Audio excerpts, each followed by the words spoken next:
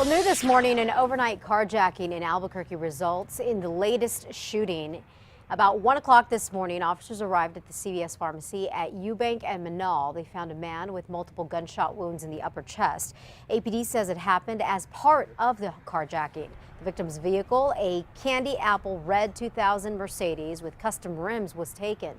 The man was taken to UNM Hospital. His condition is said to be stable. We'll continue to bring you updates as soon as more information becomes available. All right, a busy intersection near UNM is back open right now after what looks like a hit-and-run crash with a pedestrian. Somebody flagged down an ambulance here on Lomas near University late last night, and paramedics found a woman who looks like she was hit by a car, but the car had taken off. The woman was rushed to UNMH, where Albuquerque police tell us she's in critical condition right now and may not survive. And earlier in the evening, a man was trying to cross Manal in a non-crosswalk area near Moon.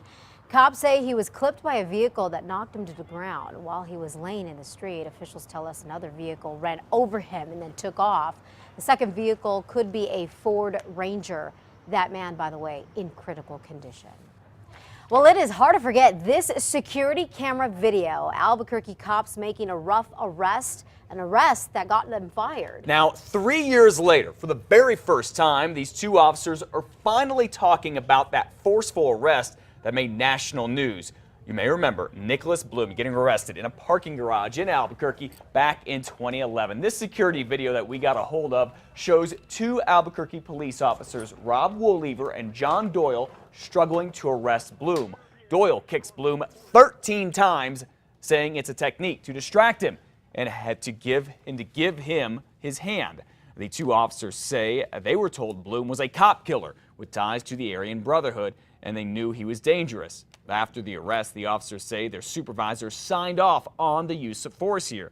But at one point, Mr. Woollever says his sergeant asked him to lie to bury his partner, Mr. Doyle, the one who did the kicking. He told me that I needed to say where his hands were. And he motioned to me real big. He leaned back in his chair and he put them on top of his head and he nodded to me as if to say, you need to say his hands are on his head. He told me it's the difference between me being a witness, me being a target.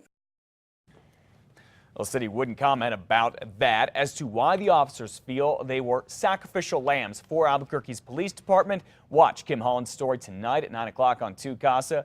You can also watch all of Doyle's and Woollever's interviews as they dissect the video and they walk us through the garage where that video was shot and the arrest happened. It is all on KRQE.com. Just click on the special assignment tab. Liz? In another high-profile case, District Attorney Carrie Brandenburg is speaking out about her decision to charge Omari Varela's stepfather with child abuse. Omari Varela, remember, is the 9-year-old boy whose mother admitted to kicking him to death back in December. I think this case is real important to the community because a little boy that was vulnerable and unable to help himself was killed, and we need to see that that doesn't happen again. I mean, as best as we can. Steve Casals is charged with six counts of child abuse and is expected to be in court today. The DA says it took a while to charge him because he wasn't initially thought to be involved in the alleged beating that cops say killed Omari. But Brandenburg believes there is enough evidence to prove that he knew the abuse would cause Omari's death. Brandenburg says Steve Casals is charged with other abuse cases, including a cigarette burn to the boy's chest. Criticism that APD officers in the Children, Youth and Families Department did not do enough to save Omari is one of the main reasons Albuquerque's mayor recently created what is called the Child Abuse Task Force. Yeah, that task force met last night and a message came through loud and clear. It is up to you and me and all of us to prevent the kind of brutal child abuse that police say killed little Omari Varela. We really need to involve the community in fixing, giving ideas, presenting ideas, and also helping us make recommendations. Marie Miranda there is the retired Albuquerque police commander who's coordinating this task force. She was at the meeting last night with this panel of experts, including law enforcement, lawyers, and child psychologists, who all listened to suggestions and took questions.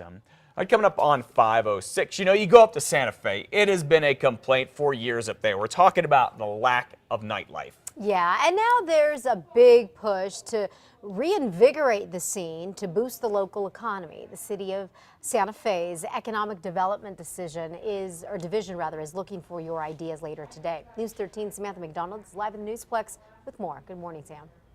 Good morning, Elizabeth. The goal here is to attract more young people to Santa Fe, and many people around town told us they're eager to see those changes. In the past few years, officials say several key nightlife spots have closed, including some clubs. And most restaurants close early, around 9 p.m., much earlier than in Albuquerque. Now, the city has a total of $5,000 to spend on nightlife projects. And the plan is to accept 5 to 10 proposals from community members.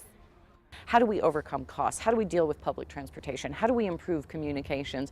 Any of these issues, many of which I've just heard informally, we want to learn about.